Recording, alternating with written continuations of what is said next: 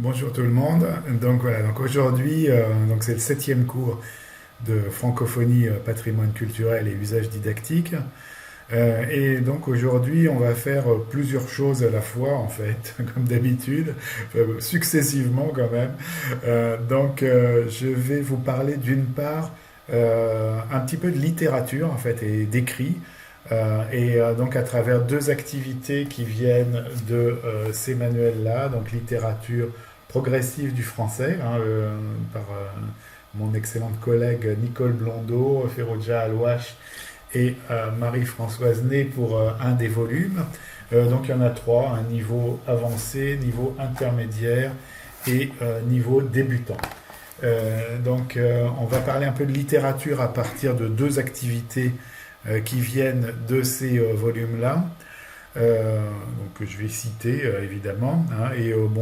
Vous les avez évidemment bien sûr à la bibliothèque de Paris 8, vous pouvez les emprunter si c'est encore possible d'y aller, ou en tout cas, bon, ça vous donnera déjà une petite idée, un petit aperçu, et puis éventuellement vous irez les voir une fois qu'on sera sorti de cette terrible affaire de confinement là, qui se répète. Désolé, vraiment, je suis triste pour vous que ça continue. Euh, donc, euh, donc voilà, donc on va travailler sur ça, sur de la littérature et aussi sur la créativité littéraire. On va essayer d'explorer un peu euh, deux manières, enfin au moins deux manières, ou même plusieurs manières de travailler sur de la créativité littéraire à travers des jeux de langage en fait, qui viennent soit des surréalistes comme les cadavres exquis, soit de l'Oulipo, donc de l'ouvroir de littérature potentielle, avec de la littérature sous contrainte. Je veux dire, les cadavres exquis, je vous expliquerai ce que c'est. Les contraintes en littérature, je vous expliquerai ce que c'est. L'exemple le plus célèbre, c'est Georges Perec, évidemment l'auteur Georges Perec, donc quand il écrit La disparition, la contrainte qu'il se fixe, en fait, c'est d'écrire tout un roman sans utiliser la lettre E. Bon, c'est évidemment quelque chose d'extrême, parce que la lettre E, c'est celle qu'on trouve le plus souvent en français. Il y a des contraintes aussi beaucoup plus simples, hein, évidemment, et on en regardera quelques-unes, en fait, à travers des sites web.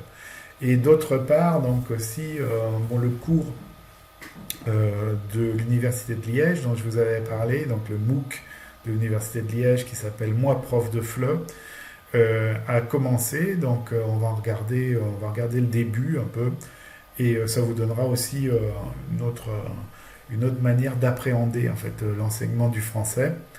Donc vous pourrez bien sûr le suivre indépendamment de ce cours et obtenir éventuellement la certification qui va avec, ce qui ne sera pas une mauvaise opération pour votre carrière future, ce qui montrera d'ailleurs que vous êtes à même de suivre un MOOC en entier si vous allez jusqu'au bout. Voilà, donc c'est rien d'insurmontable, hein, c'est même très facile. Voilà, je vais tout de suite passer à littérature progressive du français. Voilà, donc là on est donc dans ce littérature progressive du français. C'est le volume 1 en fait, c'est le niveau débutant donc. Et là je vais vous présenter une activité un petit peu en marge de la littérature. Finalement, ça va changer un petit peu peut-être enfin, c'est peut-être pas tout à fait ce que vous attendiez comme style de littérature, euh, parce qu'on est plus en fait dans l'art et dans le graffiti avec un contenu quand même littéraire. Ce qui est intéressant, c'est que c'est une activité pour débutants et que donc le texte est très court. Donc il s'agit d'un texte de Mystique, donc une artiste qui fait des graffitis. Qui faisait des graffitis dans la rue, et donc on va retrouver en fait un peu sa biographie et certaines de ses productions. Donc la fiche est intitulée Je ne fais que passer, et donc c'est dans la partie débutante. Donc vous voyez que le texte est très très court, hein. J'ai dépensé tous mes rêves et je vis au crochet des mots. C'est à la fois court, c'est assez onirique, assez poétique, et en fait, pas si facile que ça à épuiser, d'en épuiser le sens, en fait. Parce que c'est métaphorique, évidemment, j'ai dépensé tous mes rêves et je vis au crochet des mots. Et donc là, on va regarder un peu, on va voir comment rentrer dans ce texte, mais c'est un objet qui est assez intéressant parce que c'est une toute petite capsule comme ça, en fait, avec une image, un vers et une signature. Donc vous avez une présentation, donc ça date évidemment du XXe siècle. On est déjà au XXIe siècle, c'est dans les 15 dernières années du XXe siècle, puisque c'est en 1985 que ces pochoirs commencent à apparaître. En fait, vous avez toute une série de choses sur l'art de rue. En fait, ça pourrait être un bon point d'entrée en fait pour travailler sur des choses comme Banksy, comme tous les graffiteurs en tout genre qui ont commencé dans les années 85 et qui continuent aujourd'hui. Donc ça va avec une certaine forme évidemment d'art et d'expression. Donc en 1985, les pochoirs de Mystique apparaissent sur les murs de quartiers populaires de Paris, Ménilmontant, Belleville et dans le Marais, 3e et 4e arrondissement. Donc c'est vraiment une zone géographique très ciblée et assez particulière. La jeune femme abandonnée par l'homme qu'elle aime dessine son autoportrait, accompagnée d'une phrase poétique et ironique qui dit son chagrin et sa révolte. À la même époque, d'autres pochoiristes s'expriment sur les murs, Blake, le groupe Nice Art, Marie Rouffet. L'art de la rue est illégal et éphémère. La police arrête les artistes, les nettoyeurs effacent les dessins. Mystique est née à Paris dans une famille tunisienne. Ses parents meurent lorsqu'elle est adolescente. Après des années difficiles, elle est connue grâce à ses pochoirs. Aujourd'hui, les galeries d'art exposent ses œuvres, mais elle revient toujours à la rue. Pendant les élections présidentielles de 2002, elle crée sur les murs de Paris des pochoirs signés Mystique présidente. Donc vous voyez que c'est une certaine forme d'art en fait où on se met en scène soi-même en fait et où on est à la frontière entre l'art reconnu et l'art non reconnu. Et l'art de la rue, en fait, le graffiti, qui va rentrer petit à petit dans les galeries d'art.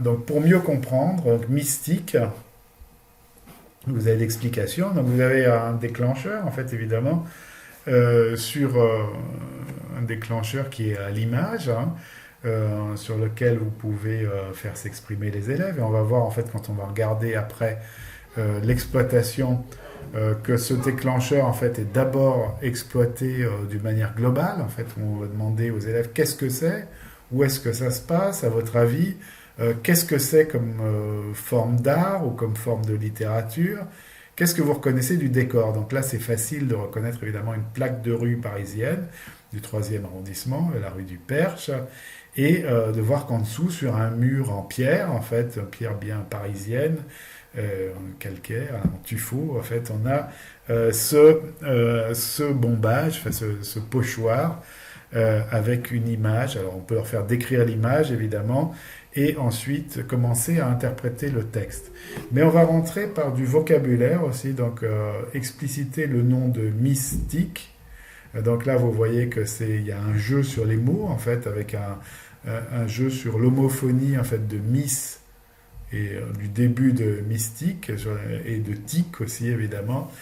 Donc c'est décomposé en 2 mots, mais au départ Mystique c'est celui qui croit au mystère, fait qui a la foi en fait à ce qui n'appartient pas au monde réel. Donc un mystique c'est quelqu'un qui est dans le phénomène religieux en fait plutôt.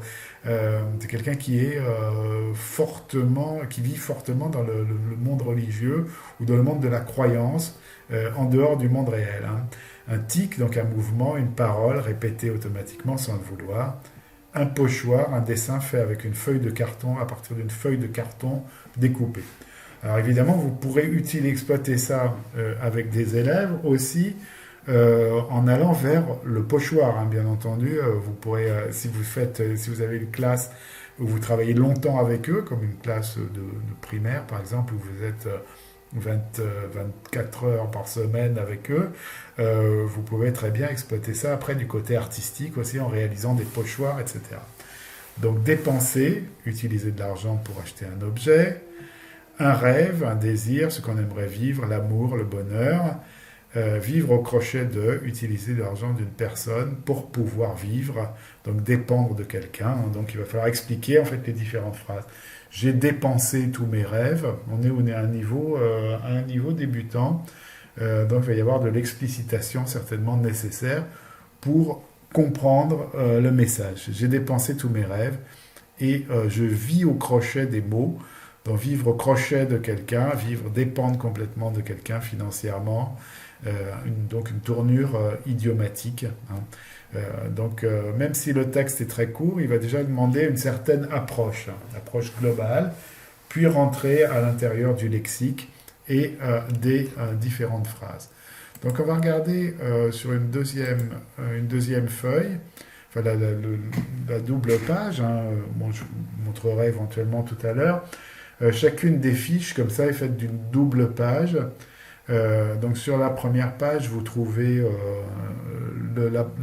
l'élément littéraire sur lequel on va travailler, une biographie de l'auteur, quelques éclaircissements sur le vocabulaire éventuellement.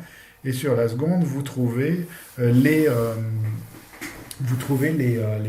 l'appareil pédagogique en fait, avec les questions de découverte, d'exploration. Hein. Et voilà, et donc vous avez une exploitation proposée en fait. Vous voyez que c'est très différent du site de TV5. Vous n'avez pas vraiment de fiches.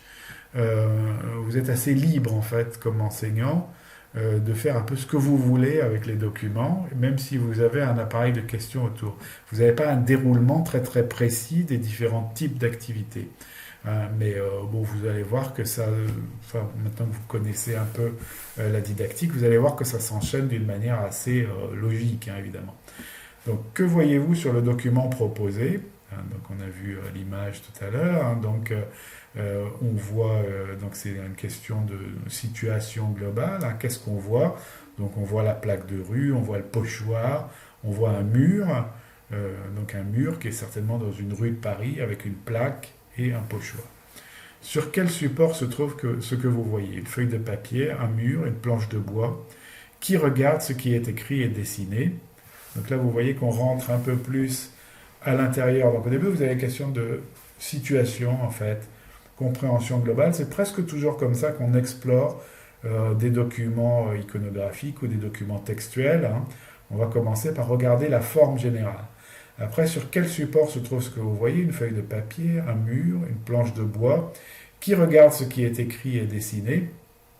Donc là, vous avez un peu la situation de communication. En fait, qui va prendre conscience du message? Donc les passants, hein, évidemment. Et là, on n'est pas sur du texte, sur du papier, évidemment, mais sur un mur. Donc c'est un graffiti, en fait. Donc on va pouvoir introduire ce mot-là dans le vocabulaire des élèves. Dans quel quartier de Paris sommes-nous? Lisez la biographie, puis consultez un plan de Paris. Donc vous faites de l'intertextuel, hein. Vous allez lire la biographie de Mystique. Alors évidemment, vous pourriez aussi faire une recherche sur Internet en fait, pour rendre un peu plus dense cette biographie. Hein. Consultez un plan de Paris, donc ça va vous permettre de situer le 3e arrondissement et éventuellement, vous pourriez développer en travaillant sur la localisation. Regardez le dessin, qui est représenté? Décrivez ce personnage, donc caractérisation physique. Hein, vous voyez que là, on n'a pas un détail sur les objectifs, mais on retrouve compréhension globale, donc compréhension globale d'une situation, identification du message et des destinataires. Ensuite, donc, vous avez éventuellement de la localisation, la biographie, puis vous avez ici la caractérisation physique. Décrivez ce personnage. Ses cheveux sont-ils longs ou courts? Sa bouche est-elle mince ou charnue? Porte-t-il un t-shirt ou un chemisier? Comment est son regard? Trouvez-vous ce personnage joli, laid, attirant, pas sympathique ou sympathique? Qui a dessiné? Donc voilà. Donc vous avez déjà un certain nombre d'éléments aussi de caractérisation physique donc, sur lesquels vous pouvez travailler. Qui a dessiné le dessin? Qui a signé le dessin et la phrase? Que signifie chaque mot de la signature? Regardez pour mieux comprendre. Quel mot de pour mieux comprendre se prononce de la même manière? Quel autre sens prend la signature? Donc vous voyez qu'on joue sur mystique, là joue toujours sur le double sens et l'homophonie, donc mystique et mystique. Hein. Donc à la fois une femme qui aurait des tics peut-être, ou une miss. Je veux dire, donc une miss, ça induit l'idée d'une femme un peu sophistiquée peut-être, mais en même temps avec quelque chose qui déraille un petit peu du côté du tic et le mystique, donc mysticisme, etc. Donc vous voyez que vous êtes très libre en fait à travers ce type de document de faire beaucoup de choses avec un texte, hein. Et en même temps, bon, vous êtes quand même guidé en fait par l'appareil pédagogique qui est assez conforme à ce qu'on fait dans d'autres types d'exploitation. Vous n'avez pas de déroulement de séquence, vous n'avez pas d'objectifs linguistiques exprimés, mais c'est à vous de les reconstruire, hein. Donc vous avez une grosse liberté en fait pédagogique, hein. Donc exploration, lisez la phrase, qu'est-ce que l'artiste a fait, qu'est-ce qu'on dépense habituellement, comment vit-elle maintenant et pourquoi. Hein, regardez pour mieux comprendre. Donc vous allez retrouver en fait évidemment, si vous voulez retourner sur le document précédent, donc vous voyez que j'ai dépensé tous mes rêves et je vis au crochet des mots. Donc il y a cette métaphore en fait, dépenser des rêves et non pas dépenser de l'argent, et vivre au crochet maintenant des mots, donc vivre au crochet des signifiants, hein, après avoir dépensé tous les rêves. Donc vous voyez que c'est assez poétique et assez onirique, hein. Donc on va retourner sur notre page suivante, voilà. Euh, Mot est le pluriel de mal. Quel autre sens prendrait la phrase écrite si je mis au crochet des mots de la difficulté. Donc là, on joue en fait avec les procédés stylistiques qu'emploie Mystique, donc justement, donc l'homophonie entre mot et mot. Repérer le titre du livre, qui est je, que fais je, je ne fais que passer, que font les hommes sur cette terre, reste-t-il toujours ou sont-ils éphémères, qui reste un peu, qu'est-ce qui est commun à l'art de la rue et aux hommes. Donc c'est une exploitation, donc vous voyez, qui va jouer en fait sur les différents sens en fait, et beaucoup sur la poésie des différents mots. Mystique a publié un livre en 2003, Regarde-moi. Lisez le titre à haute voix, écrivez la phrase trouvée, enlevez le quelle autre phrase obtenez-vous? Donc là, vous voyez que l'intérêt du titre, en fait, c'est encore une fois un jeu sur l'homophonie, mais avec garde-moi, puisqu'on vient d'apprendre dans la bibliographie que l'être aimé l'a quitté, hein. Donc là, c'est à nouveau garde-moi. Donc c'est un appel en fait au retour de l'être aimé, en fait, si l'on peut dire. Et il y a le donc on va pouvoir prendre conscience aussi de l'intérêt de ce préfixe qui va permettre de faire, de refaire, de dire, de redire. Voilà. Et là, il y a un jeu avec le et le garder. Enlever le quelle autre phrase obtenez-vous? Donc ça permet en même temps de travailler, vous voyez, à la fois sur le jeu, sur l'homophonie et sur de la morphologie verbale, avec un préfixe itératif, avec ce préfixe itératif qui est lisez à haute voix cette phrase de Mystique. La belle vie à Belleville.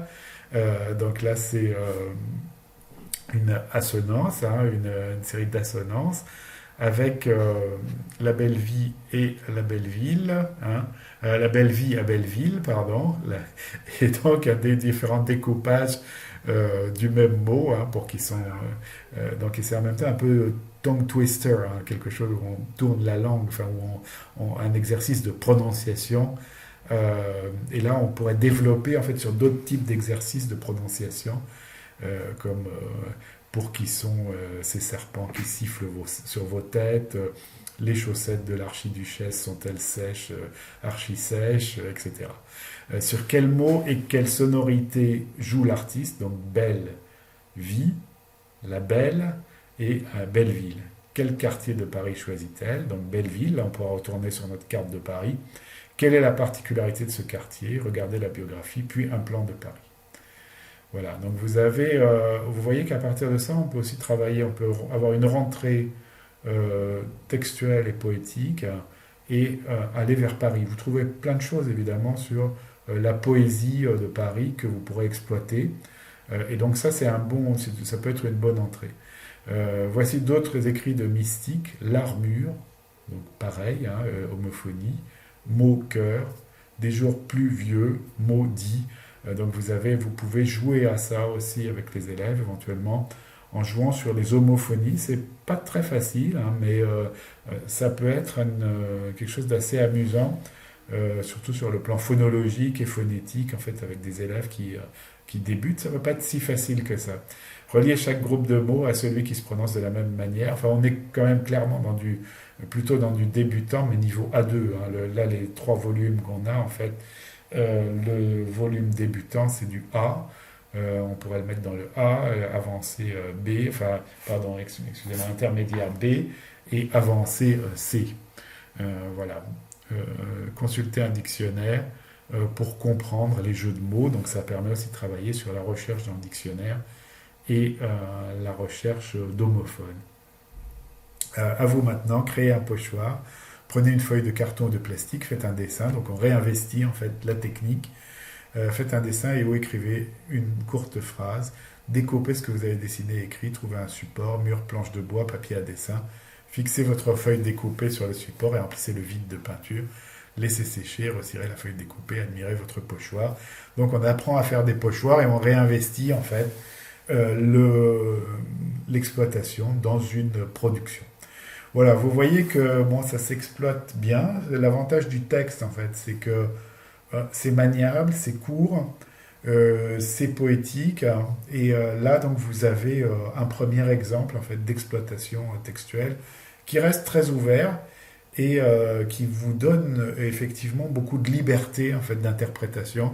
Donc, on a probablement plus de liberté quand on est enseignant avec ce type d'activité, plus de liberté créative avec ce type d'activité et c'est quelque chose aussi d'intéressant qu'on peut relier avec beaucoup d'autres domaines. Paris, la poésie, les pochoirs, l'art contemporain. Vous voyez qu'il y a plein d'ouvertures en fait pour en faire des choses assez différentes. Voilà, donc je vous propose maintenant de regarder un poème de Léopold Sédar Senghor. Donc là, on est vraiment dans le patrimoine culturel francophone, hein, puisque c'est un écrivain majeur, un poète très important dans l'histoire de la poésie et dans l'histoire de la littérature en général, et l'un des fondateurs avec Aimé Césaire du concept de négritude, donc qui pendant l'entre-deux-guerres va affirmer la fierté de l'écrivain noir, en fait, qu'il soit africain ou antillais. Et c'est un moment, c'est un grand tournant, évidemment, qui va préparer les décolonisations et commencer à instaurer le discours anticolonialiste, et bien montrer que, évidemment, la France, la rencontre entre l'Afrique et la France a été plutôt une catastrophe pour l'Afrique, quelque chose qui a complètement changé, bon, qui a évidemment asservi des milliers et des millions de personnes et les a transportés éventuellement jusque de l'autre côté des océans, mais aussi je veux dire, quelque chose qui a été, bon, ça a été terrible, ça a été un grand changement culturel, évidemment, mais aussi ça a été le moment où l'Afrique s'est appropriée la langue française, et on va voir que dans ce malheur, en fait, de la colonisation, il y a une espèce de bonheur qui est celui de pouvoir s'exprimer en français. Bon, évidemment, on pourrait s'exprimer dans d'autres langues. Hein. D'ailleurs, bien des écrivains africains écrivent en anglais, écrivent dans des langues africaines maintenant. Mais la rencontre, en fait, fait que ça a renouvelé, en fait, finalement, la littérature d'expression française et que ça l'a énormément enrichi. Donc, pour la langue française, c'est une rencontre majeure, en fait, de la rencontre du continent africain. Et évidemment, maintenant, avec ce qu'on a vu au départ de cette UE, en fait, donc le fait que maintenant l'essentiel des francophones soit en Afrique, la vitalité de la langue française, la créativité de la langue française est maintenant totalement clairement sur le continent africain et avec des populations noires, évidemment, même si maintenant ça n'a plus une telle importance d'être noir ou blanc, probablement. Je veux dire, on arrive quand même on espère en tout cas, arriver à la fin d'une période coloniale, raciste, etc. Voilà, donc Léopold Sédar Senghor, on commence par regarder tout d'abord sa biographie pour se remettre un peu dans le bain. Senghor naît en 1906 au Sénégal, meurt en France en 2001 et il est né à Joal, ville côtière du Sénégal, dans une famille très aisée. Il intègre l'école normale supérieure, premier Africain à obtenir l'agrégation de grammaire. Il deviendra professeur de lettres. Donc une carrière très classique en fait, avec une formation très solide et très classique, qui va un peu bousculer dans sa versification certainement. Il deviendra professeur de lettres. Donc pendant ses études à Paris, il rencontre d'autres étudiants africains et antillais, dont Aimé Césaire. et avec eux, il fondera le concept de négritude. Durant la Seconde Guerre mondiale, il est fait prisonnier, puis entre dans la résistance. Son premier recueil de poésie, Chants d'ombre, est publié en 1945, suivi de Hostie noire et anthologie de la nouvelle poésie nègre et malgache de langue française, 1948, avec une préface de Sartre, L'Orphée noir. Premier président de la République. Donc vous voyez déjà dans toute cette énumération, en fait, dans chacun des titres, il y a un adjectif qui réfère à l'ombre ou au noir ou au nègre. Je veux dire, il y a une revendication, évidemment, forcément, forte de la dignité de l'homme noir et de ses capacités créatives. C'est ce que Mabankou va nous expliquer dans un petit extrait de sa conférence au Collège de France. C'est en tout cas une période tout à fait passionnante et qu'il ne faut pas oublier, en fait, dans l'histoire, parce que c'est cette période-là, en fait, qui va semer les graines, en fait, de la fierté d'être noir, bien sûr, et de la capacité de libération des peuples noirs par eux-mêmes, en fait. Donc l'Orphée noir, Senghor devient le premier président de la République du Sénégal, 1960-1980, donc un très long mandat présidentiel, enfin plusieurs mandats présidentiels. Il est à ce moment-là dans le Rassemblement démocratique africain avec Félix Houphouët-Boigny, le premier président de Côte d'Ivoire. Mais ils ne connaîtront pas exactement la même destinée, en fait, puisque Senghor, lui, va réussir, en fait, à conduire son pays sur la voie de la démocratie et à céder le pouvoir démocratiquement à son successeur, ce qui est toujours quelque chose d'un peu difficile, souvent, sur le continent africain. Donc il va avoir un grand rôle après le successeur de Senghor, Abdou Diouf, aura aussi un rôle important dans l'Organisation internationale de la francophonie. Senghor, il était président de l'Organisation internationale de la francophonie, évidemment. Senghor continuera à publier poésie et essais. En 1983, il est élu à l'Académie française. Son œuvre se confond avec l'Afrique, dont il chante l'histoire et la civilisation.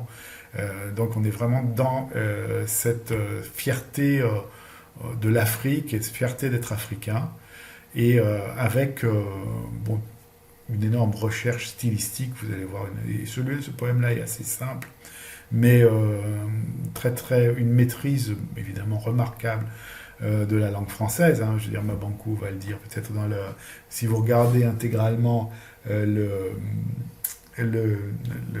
leçon inaugurale de Mabankou au Collège de France. Évidemment, beaucoup des écrivains africains maîtrisent sur le bout des doigts, bien sûr, la langue et la culture francophone. Donc, je suis parti par les chemins bordés de rosée où piaillait le soleil. Je suis parti loin des jours croupissants et des carcans, vomissant des laideurs à pleine gueule. Je suis parti pour d'étranges voyages, légers et nus, sans bâton ni besace, sans but. Je suis parti pour toujours, sans pensée de retour. Vendez tous mes troupeaux, mais pas les bergers avec. Je suis parti vers des pays bleus, vers des pays larges, vers des pays de passion tourmentés de tornades, vers des pays gras et juteux. Je suis parti pour toujours, sans pensée de retour. Vendez tous mes bijoux. Donc, Léopold Sédar Senghor. Donc vous voyez cette versification, en fait. Là on a l'organisation c'est pas un sonnet, en fait. Donc on a un tercet, en fait, avec trois vers au début. Je suis parti par les chemins bordés de rosée où piaillait le soleil. Et après on a des ensembles de strophes avec 5 vers. Donc c'est un rythme un peu particulier, pas un rythme classique, en fait. Je suis parti pour d'étranges voyages, léger et nu, sans bâton ni besace, sans but. Voilà, vous avez donc et ça se clôt, en fait, aussi par une strophe de 3 vers. Donc vous avez une strophe de 3 vers au début, une strophe de 3 vers à la fin, et 1, 2, 3, 4 strophes de 5 vers, avec des rimes ou des assonances assez libres, en fait, parce que donc vous avez « Je suis parti » qui va revenir en début de chaque strophe pour rythmer l'ensemble, et vous avez des rimes en toujours et sans espoir de retour.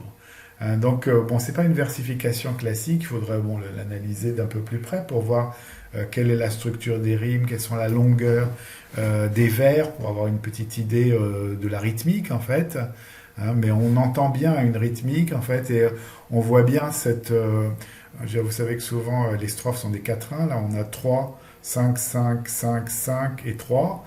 Donc on a un rythme qui se clôt, enfin qui se boucle en fait sur deux strophes de trois vers. Donc la rosée, de petites gouttes d'eau qui se déposent sur le matin sur l'herbe. Donc là, on est dans un niveau qui est un niveau avancé, hein. Je veux dire, donc on va travailler sur quelques éléments de vocabulaire, comme rosée, piaillé, croupissant, carcan, vomissant, troupeau, tornade et juteux. Donc on va expliciter quelques éléments de vocabulaire pour s'assurer que les élèves ont compris, mais on est déjà dans un niveau assez avancé. Donc on va regarder quel est ensuite l'appareil de questions autour de tout ça, et voilà, qui est l'auteur de ce poème, lisez sa biographie, faites des recherches sur le concept de négritude. Donc bien évidemment, c'est l'intérêt de travailler sur cet auteur et sur ce texte, c'est aussi de travailler sur l'histoire des idées qui vont avec, et bien évidemment sur la négritude. Combien de strophes se compose le poème? Ont-elles toutes le même nombre de vers? Donc c'est ce qu'on vient de voir, 3, puis 5, 5, 4 strophes de 5 et 3. Quelle est la particularité de la première et la deuxième strophe? C'est qu'elles ont 3 vers, donc ce qui va donner un rythme particulier. Lisez le poème, qui parle, que comprenez-vous, que ressentez-vous? Répétez, donc là on fait appel. Donc vous voyez, donc on commence par contextualiser ici. On va pas regarder, en fait, on aurait pu regarder la forme au départ, mais on va regarder la forme dès la deuxième question. En fait, on aurait pu avoir une approche de la forme du poème et de sa versification. On va le faire dès la deuxième question. Mais au départ, on va s'intéresser en fait aux aspects culturels qui sont autour du poème, et au contexte, à la contextualisation. Repérez le titre et les vers qui expriment la même idée. Où sont-ils placés? Quel est l'effet produit par leur répétition? Quel élément nouveau apporte le dernier vers trouvé? Comment l'interprétez-vous? Donc là, si vous regardez, bon, évidemment, c'est je suis parti, évidemment qu'il faut. Le dernier vers trouvé, donc c'est vendez tous mes bijoux. Vous avez aussi vendez tous mes troupeaux. Donc on a cette idée de se défaire en fait des richesses matérielles et de partir vers l'ailleurs. C'est un thème qui revient souvent dans beaucoup de poésie en fait, qu'elle soit africaine ou européenne ou d'ailleurs, je veux dire. Donc on a cette thématique du départ, qui aussi va être intéressante et qu'on pourrait développer en fait en étudiant d'autres poèmes sur le départ. Demain, dès l'aube, je m'en irai, j'irai par les chemins, j'irai par la montagne, etc.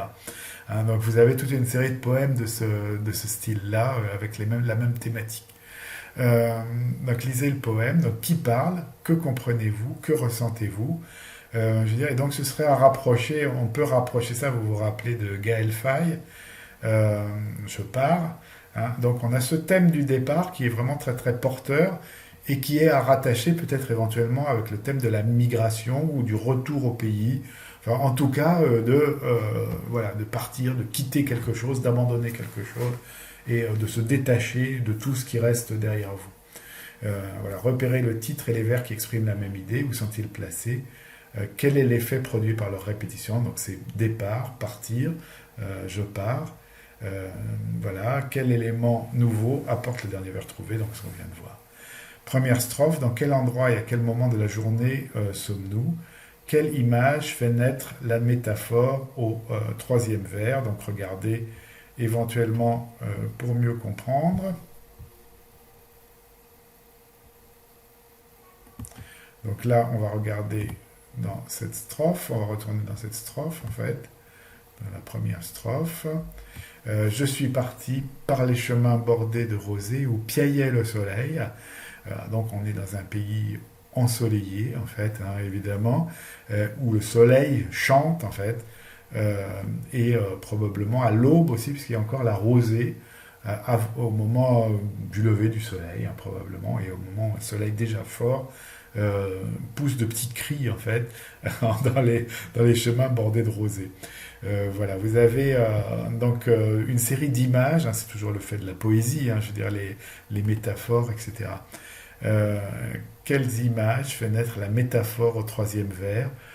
Piailler, c'est le chant des oiseaux, hein, donc vous voyez que ça fait naître une idée en fait de gaieté en fait et de côté aigu et matinal en fait, hein. Donc la métaphore va fonctionner comme ça. Deuxième strophe, reformulez ce que quitte le poète. Quels sons se répètent? Qu'évoque-t-il pour vous? La légèreté, la lourdeur? Par quel mot est décrit à la vie que rejette le poète? À quel domaine d'idées renvoie-t-il? Donc de même, donc si je suis parti loin des jours croupissants et des carcans, vomissant des laideurs à pleine gueule. Donc les jours croupissants, je veux dire, comme l'eau croupie, en fait, quelque chose d'un peu nauséabond, d'un peu moisi, des carcans, des choses qui vous enferment, vomissant des laideurs à pleine gueule. Donc on voit que les sonorités, en fait, qui reviennent plusieurs fois, croupissant, carcan, vomissant, ça a une certaine lourdeur, une certaine nasalité, c'est des voyelles nasales, hein, qui oppresse un peu le poète, qui caractérise en fait ce qu'il va, ce qu'il décrit en fait, comme quelque chose de pesant, hein, encore un adjectif en, quelque chose de pesant, de lourd et d'un peu nauséabond en fait. Donc vous avez cette chose-là, par quel mot est décrite la vie que rejette le poète, à quel domaine d'idées renvoie-t-il? La putréfaction, la lourdeur, le côté un peu nauséabond du vomi et du croupi, en fait, ce que vous voyez dans cette vie qu'il quitte, hein. Dans les strophes 3, 4 et 6, analysez comment se développe l'idée de dénuement, la pauvreté. Donc là, il lâche tout, hein, il laisse tout partir. Comment appréciez-vous le vers 5 de la strophe 4? Voilà, donc vous avez un appareil de questions quand même comme ça, en fait, avec à la fin une ouverture qui généralise, en fait, avec l'image du poète pauvre, partant seul loin de tout, qui est une figure originale de la création poétique. Connaissez-vous des poètes francophones ou qui écrivent dans votre langue qui utilisent ce motif? Donc on vient de le dire, en fait, pas plus loin que la chanson de Gaël Faye qu'on a étudiée, en fait, il y a ce thème du départ qu'on va retrouver très très souvent chez de nombreux poètes. Voilà, on va jeter un petit coup d'œil à la conférence d'Alain Mabankou pour se faire une idée, en fait, de la négritude et de l'écriture noire, en fait, du roman noir depuis sa création. Donc ça, vous allez retrouver en fait la conférence complète dans la playlist, en fait, et vous pouvez bien entendu l'écouter en entier si ça vous intéresse, de voir un peu tout ce qui s'est passé en fait du côté littérature de la négritude, en fait, donc de l'Afrique, des Antilles et ainsi de suite. Mesdames, Messieurs, en guise d'ouverture à mes prochaines leçons dans cette chaire, je vous propose de revenir sur quelques-unes des accointances de la littérature coloniale française avec la littérature d'Afrique noire d'expression française, à laquelle il conviendra, dans les marges et dans le récit parfois chaotique, d'associer les littératures caribéennes et afro-américaines. Sinon, que serait l'histoire de l'immigration noire en France sans le banjo de Claude Maquet? Sinon, que serait la pensée noire sans les poèmes et les passions d'Aimé Césaire? Oui, la littérature d'Afrique noire et la littérature coloniale française sont à la fois inséparables et antagoniques, au point que pour appréhender la création littéraire africaine contemporaine et le roman actuel issu des présences diasporiques, nous devons relire à la loupe les écrits coloniaux, donc nous garder de les considérer comme poussiéreux ou destinés à être dispersés dans le fleuve de l'oubli. C'est un constat indéniable. La littérature coloniale française a accouché d'une littérature dite nègre, celle-là qui allait revendiquer plus tard une parole interdite ou confisquée par l'Occident, permise parfois sous tutelle ou sous le couvert d'une certaine aliénation culturelle, jusqu'à la franche rupture née de la négritude, ce courant qui, dans l'entre-deux-guerres, exaltait la fierté d'être noir et l'héritage des civilisations africaines, et qui sera l'objet de ma prochaine leçon. Voilà, donc vous voyez, donc Mabankou évidemment se réfère à Aimé Césaire et à Léopold Sédar Senghor. Et donc voilà, donc écoutez cette conférence et pensez-y en fait si vous travaillez un jour sur des romanciers africains ou des romanciers antillais, en tout cas des romanciers qui se reconnaissent dans la négritude et en partagent une partie des revendications. Je veux dire, vous verrez que c'est très intéressant. Je veux dire, ça permet aussi de voir qu'en fait toutes ces questions-là peuvent revenir en fait d'une manière un peu troublante dans les discours de certains hommes politiques. Mabankou va en parler à la fin, il mentionnera le fameux discours de Sarkozy, où Sarkozy dit que l'homme noir n'est pas assez entré dans l'histoire. Donc évidemment, une fois qu'on regarde l'histoire telle qu'elle s'est véritablement écrite, on ne peut que sourire ou être affligé des propos de notre ex-président. Je veux dire, là, donc c'est une démonstration de tout ça qui est très très intéressante et qui permet de retracer l'histoire de nos romanciers africains et antillais. Donc quelques pistes pour exploiter de la littérature. Donc là pour l'instant on a vu juste des formes assez courtes, hein, comme de la poésie ou des toutes petites citations là, sous forme de pochoirs ou de graffitis sur les murs. Bon, évidemment, on pourra développer vers d'autres formes plus longues et plus ou moins plus complexes. Je regarderai un peu, j'aimerais bien trouver en fait des choses, parce que malgré tout ça s'arrête au XXe siècle, et donc on n'a pas les 20 premières années du XXIe siècle. C'est vrai que on est un peu ancré dans le XXe siècle, c'est assez drôle de voir qu'on est déjà depuis 20 ans au XXIe siècle. En fait, l'autre jour, je me promenais dans les rayons de la bibliothèque de Paris 8 et je voyais auteur du XXe siècle et auteur du XXIe siècle. Et bon, pour nous, ça paraîtrait presque de la science-fiction, ces auteurs du XXIe siècle. Mais il va falloir que j'y regarde d'un peu plus près pour vous proposer des choses toutes récentes éventuellement. Donc je vous avais dit qu'on allait regarder un petit peu le MOOC de l'université de Liège, moi prof de FLE, et donc je vous conseille de le suivre, hein, évidemment, je vous conseille de le regarder et de le suivre, ça vous donnera un autre aperçu de ce que c'est que la didactique du français. Et donc là on va regarder, par exemple, tout de suite, on va regarder en fait qu'est-ce que la didactique du français langue étrangère, à quoi ça sert en fait. Donc on va aller dans ce module-là, hein, module d'introduction. Alors là, ça c'est l'introduction. Module 1, j'enseigne le français langue étrangère. Voilà. Donc là, les termes et les notions de base de l'enseignement-apprentissage du FLE.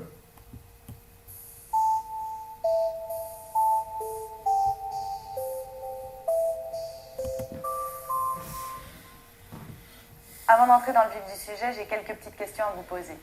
Par exemple, pourquoi parle-t-on parfois de français langue étrangère et parfois de français langue seconde? Excellente question, Nastasia. Je ne pourrais cependant pas répondre de manière définitive car la différence est assez imprécise. Même si elle reste contestable, la formulation français langue étrangère et seconde et l'acronyme FLAISE se sont largement répandus et s'opposent dorénavant au français langue maternelle ou langue première. En général, on réserve l'appellation français langue seconde aux situations où le français ne peut être totalement considéré comme une langue étrangère, soit dans le pays où il est enseigné, en Belgique, en Suisse, au Maroc, soit pour le public à qui il est enseigné, à des immigrés de longue date, à des enfants de familles bilingues, par exemple. Vous verrez que l'on ajoute toute une série d'autres étiquettes au français langue étrangère ou seconde en fonction des circonstances dans lesquelles on l'enseigne. Français sur objectif spécifique, le FOS, français langue d'accueil ou langue d'intégration, français professionnel, français de scolarisation, français sur objectif universitaire, etc. J'en profite pour signaler que l'on appelle langue cible et culture cible la langue et la culture enseignées, ici le français et les cultures francophones. Qu'on appelle langue source et culture source les langues et cultures maternelles des apprenants. Et éventuellement, langue et culture relais, les langues et cultures étrangères que ces apprenants connaissent bien et qui servent, volontairement ou non, d'intermédiaires. Comme par exemple l'anglais pour des Chinois qui apprennent le français. On peut aussi désigner ces différentes langues par des numéros, L1 pour la langue maternelle, puis L2, L3, etc. À propos du public, justement, vous ne parlez pas d'élèves ou d'étudiants, mais d'apprenants. C'est pas un peu trop savant? Rassurez-vous, ce n'est pas pour le plaisir de jargonner que l'on utilise le mot apprenant à la place d'élèves ou d'étudiants, comme dans d'autres didactiques. Mais pour la bonne raison que les publics sont beaucoup plus variés en didactique des langues étrangères, qui dépassent largement le cadre scolaire. Ce terme d'apprenant met aussi l'accent sur leur rôle actif, au même titre que celui d'enseignant. Ce qui me permet d'insister sur les deux versants de la didactique, justement, l'enseignement d'une part et l'apprentissage de l'autre. On ne peut plus les confondre comme quand on pensait qu'il suffisait à l'enseignant d'enseigner pour que les apprenants apprennent. Il faut surtout rappeler que l'enseignement est au service de l'apprentissage et pas l'inverse. Pour éviter les malentendus, on associe les deux termes, apprentissage-enseignement, quand la distinction n'est pas en cause.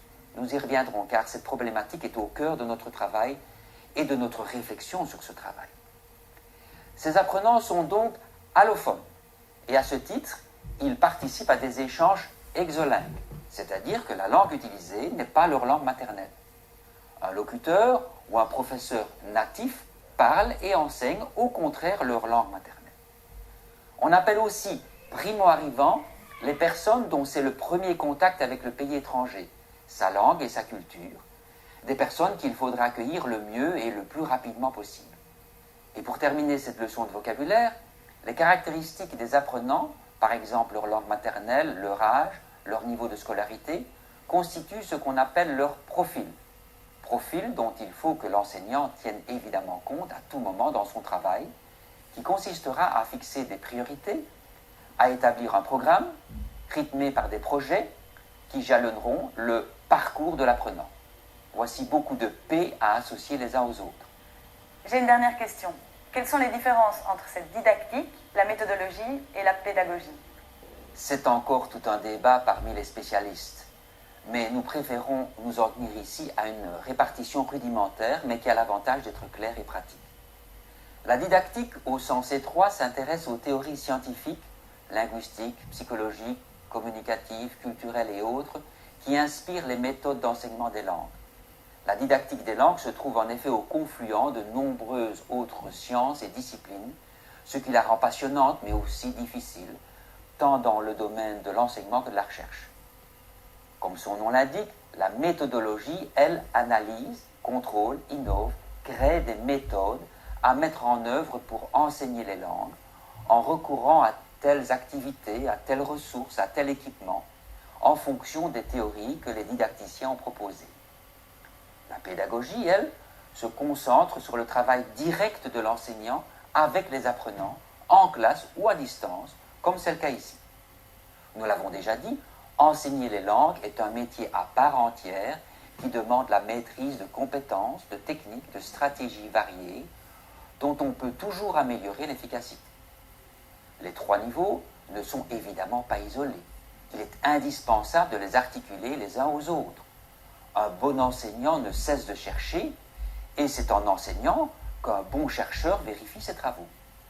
À tel point qu'on utilise aussi, ce sera notre cas ici, le mot didactique dans un sens large, pour englober aussi la méthodologie et la pédagogie.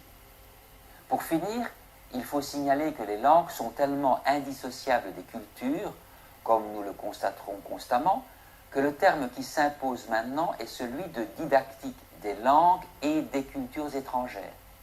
Et en ce qui nous concerne, didactique du français langue étrangère et seconde et des cultures francophones.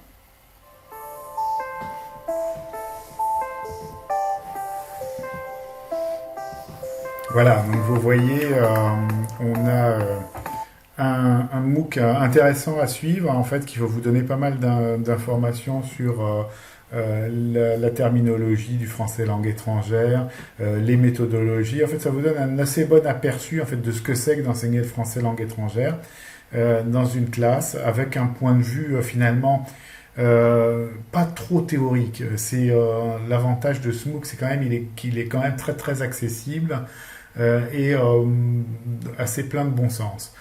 Voilà, donc je vous conseille vivement de le suivre hein, si vous avez le temps. Enfin, on en repassera éventuellement quelques épisodes ici.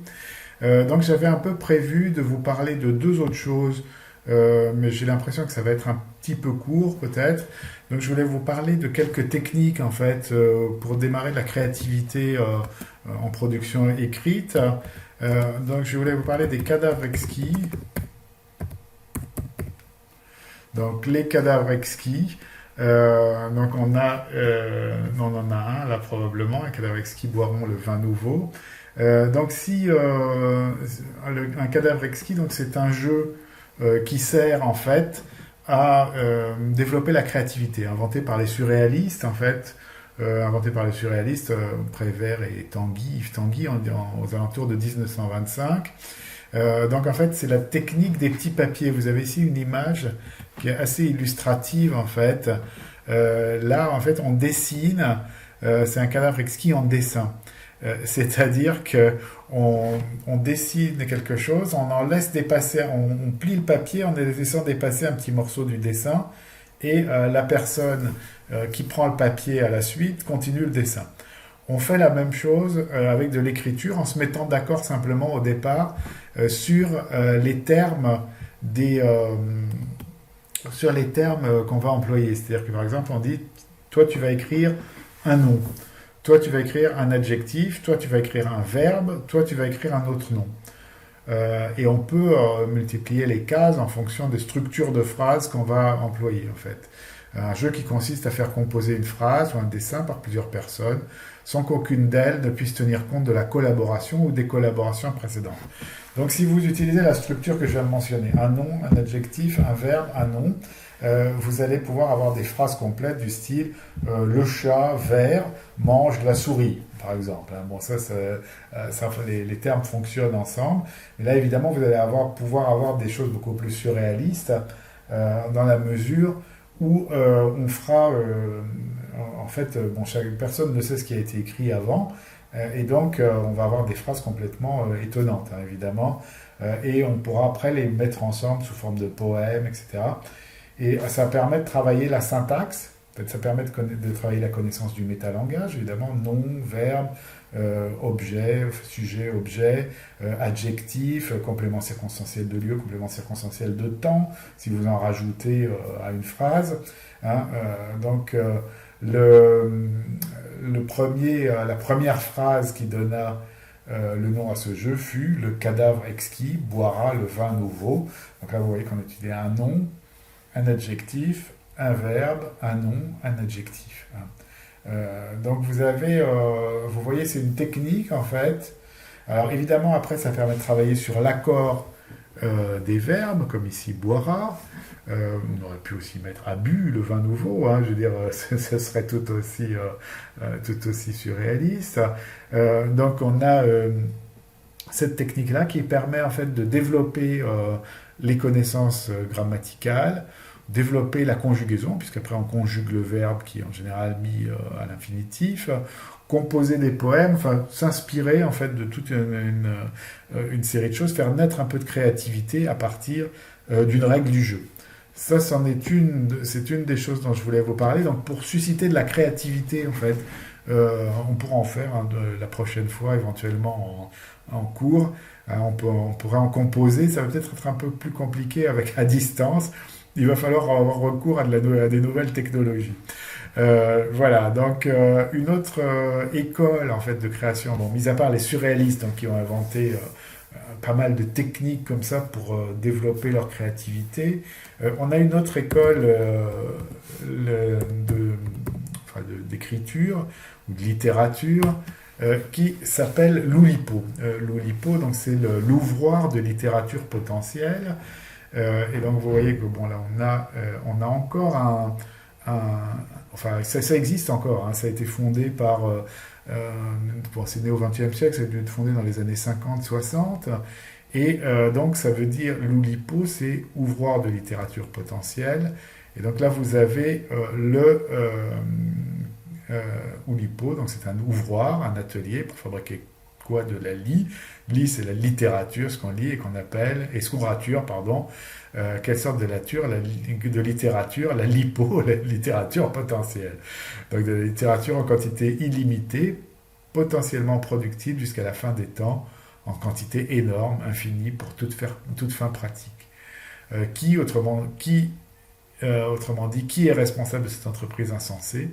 Raymond Queneau, un des pères fondateurs, et François Le Lyonnais, un co-père et compère fondateur, qui est premier président du groupe, son président fondateur. Donc il y a voilà, toute une série de jeux de mots en fait, donc, autour de l'Oulipo, évidemment. Donc comment on fait, quelles sont les idées de l'Oulipo? C'est que pour faire avancer la littérature, en fait, on écrit sous contraintes, des contraintes nouvelles et anciennes, difficiles et moins difficiles, et souvent trop difficiles. La littérature oulipienne est une littérature sous contrainte. Et un auteur oulipien, c'est quoi? C'est un rat qui construit lui-même le labyrinthe dont il se propose de sortir, donc on s'amuse aussi un peu avec la psychologie. Donc vous verrez qu'en fait dans l'Oulipo, donc si vous regardez un peu plus loin, alors je ne sais pas si là on a des propositions de jeux en fait, ou voilà, donc vous avez des archives dans le site, mais en fait donc l'Oulipo propose des contraintes pour produire des textes. Donc, je vous ai mentionné tout à l'heure La disparition de Georges Perec, donc qui est un roman entier écrit sans la lettre E. Vous avez Je me souviens, un texte dont toutes les phrases doivent commencer par Je me souviens, et on pourrait d'ailleurs demander aux élèves d'en écrire un, Je me souviens d'avant le confinement par exemple, ou Je me souviens de ce que vous voulez. Ça c'est un déclencheur d'écriture. On peut avoir d'autres choses, on s'est beaucoup amusé, j'en ai fait par exemple en Mauritanie avec des élèves mauritaniens à l'université de Nouakchott. Et donc là, une des règles pour composer des poèmes était de commencer par un nom, un adjectif, un nom, un adjectif, ensuite une phrase avec nom, verbe, nom, etc. sur quelques strophes. Et donc on aboutissait à des poèmes assez rythmés avec des contraintes qui finalement se ressentaient sur la métrique et sur la scansion du poème. Et donc c'est très intéressant à fabriquer. Et ça permet de renouveler en fait l'intérêt pour les productions littéraires. Voilà, je ne vous en dis pas plus pour le moment, éventuellement on regardera ça d'un peu plus près dans la prochaine séance. Merci beaucoup et très bonne semaine à vous tous.